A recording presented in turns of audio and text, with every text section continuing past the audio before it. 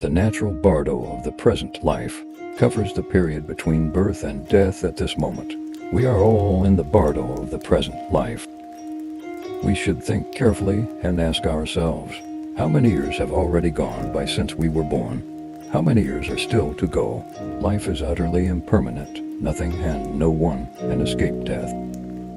It is impossible for any of us to stay forever. While we are in this situation, we squander our existence meaninglessly, throwing away our time in laziness and distractions. Life runs its course, and its impetus is eventually exhausted.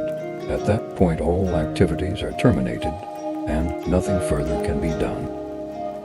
We should not allow ourselves to fall under the power of indolence and distraction. We should instead practice the Dharma, the one thing that will help us at the time of death.